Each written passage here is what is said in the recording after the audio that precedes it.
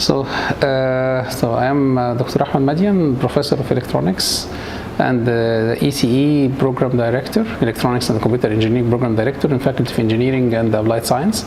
And actually I'm mastering the field of electronics and communication and computer engineering, and actually those three fields are the pillars for any technological solutions that you will raise actually in different fields. And climate change is one of the fields that we are tackling from long time.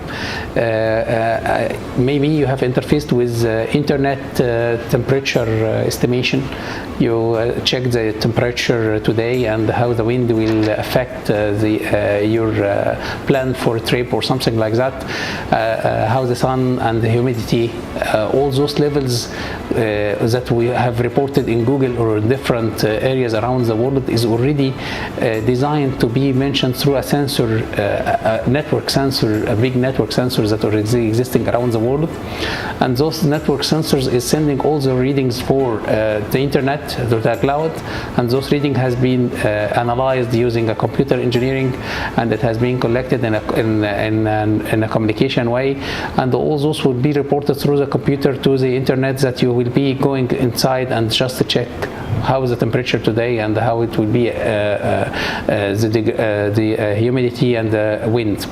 So as you see that one of the main points that you are tackling all the problem with the environmental conditions is technology. Technology is raised inside every details around your life.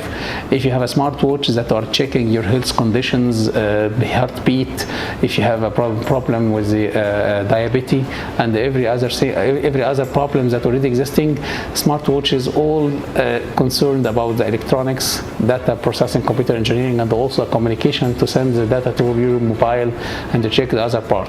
So as you see that most of the technologies that has been raised lately has helped a lot in solving a problem and tracking the climate change around us, and actually it's like an indicator that give us a light about how this is going to be mature in the future. Currently, if you are searching over the internet and Facebook, you will find that there is a lot of problem with logistics around the world, because we have a shortage of the technological chips and technological solutions around the world. All the people are now going to the smart systems because it's more efficient. It will help a lot to detect all the conditions, but this raise in the need doesn't has a good feedback from the market, from the fabrication part.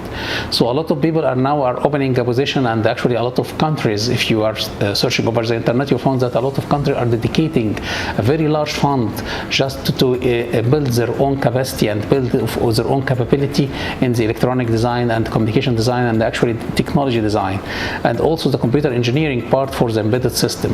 So this is one of the points that has been raising the needs for an engineers that are working in such kind of field to help building up all those solutions.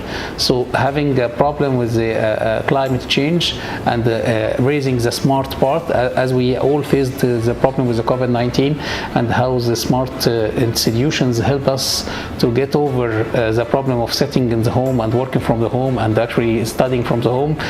All this wouldn't be done without have a technological infrastructure that we have today, and there will be a need for more in the future, and actually this will raise the request and requirements for electronic engineer, communication engineer, and actually computer engineers.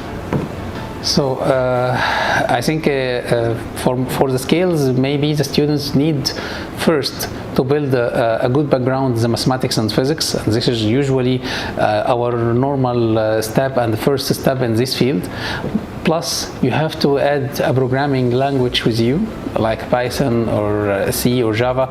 All those programming languages will help you to build your own career in such a kind of technological part. Because if you are working to design a technological solution, you have to know how to deal with the hardware, you have to know how to deal with the communication system, and you have to know how to deal with the software. And all those components will be integrated if you have a background in the software programming, and also if you have a little part of mathematics and the physics to know how to model the data and how to analyze the data and to get the best benefit from it.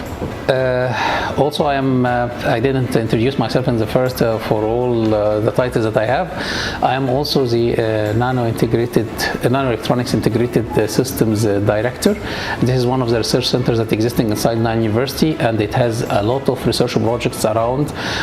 Some of the research projects are tackling the problem of climate change, like smart agriculture and smart irrigation, and actually those two projects are targeting to use technological techniques to try to estimate and to detect the problem of changing condition, and to try to adapt the usage of the water, and to try to tackle if there is a disease or something that have been attacking the farm, to try to protect it against climate change problem. This is part of the projects that we are working with a fund from the ASRT, Egyptian Academy for Science, Technology and Development in Egypt. And actually we have another project that are working with the biomedical applications like epilepsy.